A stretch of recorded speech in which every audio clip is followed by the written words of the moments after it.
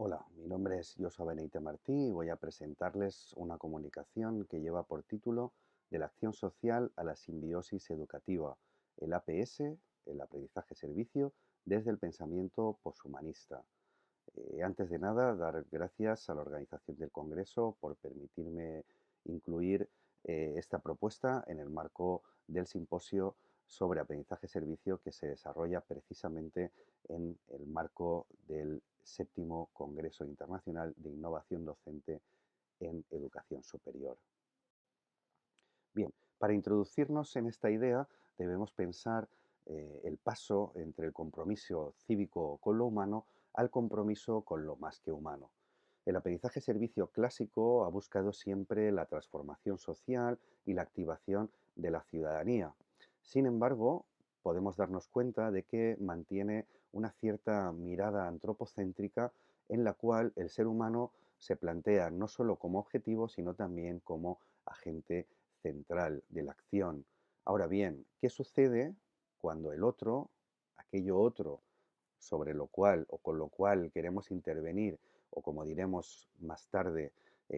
con lo cual queremos cooperar de alguna manera, qué sucede cuando no es algo simplemente humano, sino es algo más que humano? Para pensar en esto debemos introducirnos en los criterios ontológicos y epistemológicos que han proporcionado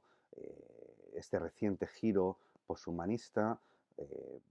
impulsado principalmente por una serie de autoras como serían Donna Haraway, quien nos invita a habitar el mundo con otros, que nos habla de ese encuentro entre las especies, por supuesto también como Rossi Braidotti, que nos habla del nomadismo intrínseco al sujeto humano, de cómo somos seres relacionales, cómo somos seres que nos relacionamos con nuestro cuerpo y no simplemente con nuestras facultades cognitivas. Y por supuesto, entre otras autoras y otras propuestas discursivas, debemos mencionar también a Karen Barad, que nos habla desde ese realismo agencial de cómo la realidad transcurre a través de una serie de interacciones que muchas veces no son perceptibles a simple vista, pero que sin embargo están ahí actuando de sobrefondo.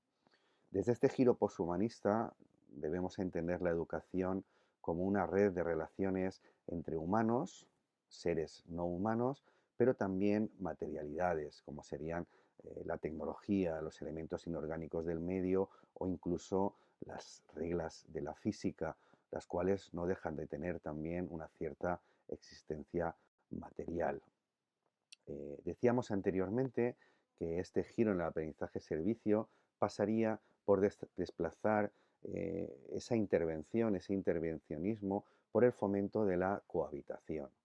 En este sentido hay que tener en cuenta que tras el giro poshumanista, la educación deja de ser algo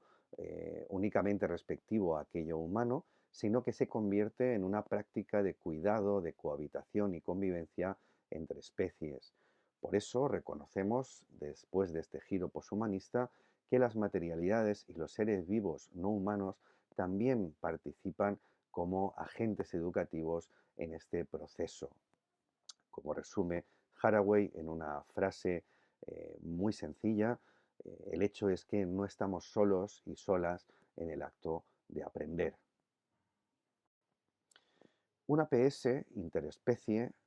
integraría no solo agentes humanos, sino también animales, plantas o incluso ecosistemas, que son escenarios principalmente materiales e incluso en muchas ocasiones inorgánicos, pero que tienen sin duda también su papel en la construcción de la realidad. Como decíamos también antes, este APS no buscaría simplemente ayudar o simplemente intervenir, sino una mejora de esa relación de lo humano con lo más que humano. Finalmente, más que un asistencialismo o más que una intervención, insistimos, estaríamos desarrollando una acción enfocada a la reciprocidad ecosistémica, es decir, los seres humanos, en tanto que parte de esos ecosistemas, adquirimos un papel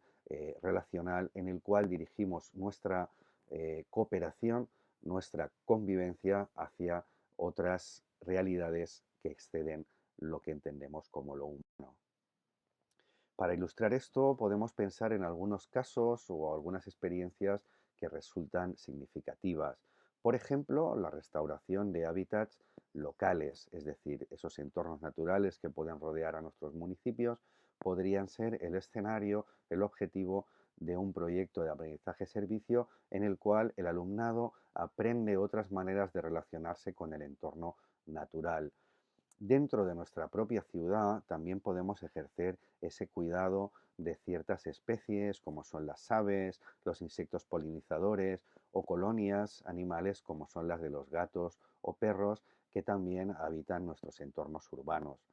Finalmente, en suma, de lo que se trataría es de gestionar de una forma comunitaria, siempre compartida, respetuosa y responsable frente a la vulnerabilidad que tienen todas estas realidades más que humanas de los espacios, digamos, naturales.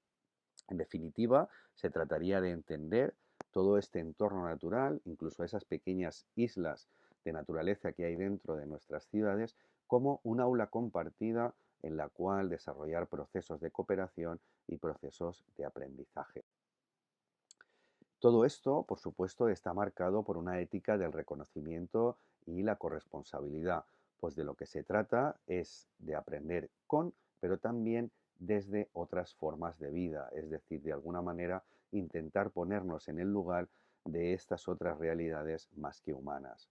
Estará marcado este ejercicio, por supuesto, también por una ética del cuidado antes que una ética del dominio o una ética de la gestión o una ética de la administración.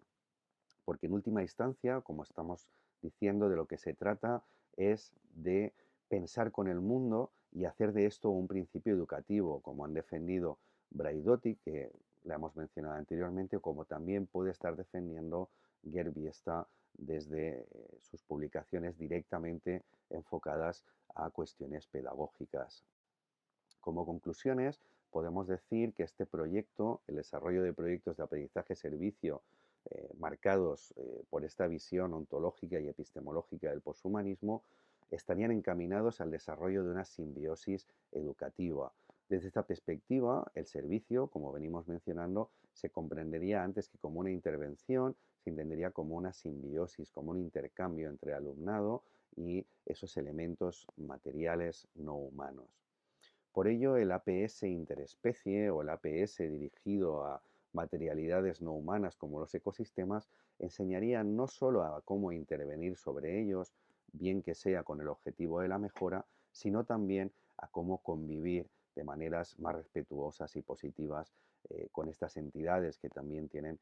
su agencia de existencia y también tienen su realidad y por tanto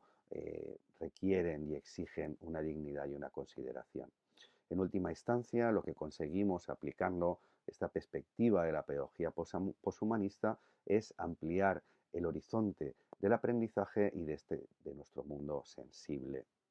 Por resumirlo en una única frase, a modo de conclusión, valdría la pena citar a Karen Barad cuando afirma que la educación acontece en la trama de la vida, es decir, no acontece simplemente en las instituciones educativas, ni siquiera acontece simplemente en los entornos comunitarios barriales, sino que acontece en esa trama de la vida que imbrica tanto todos los elementos humanos que hemos mencionado como todas aquellas agencias, todas aquellas realidades, todas aquellas existencias y dignidades que exceden aquello de lo humano.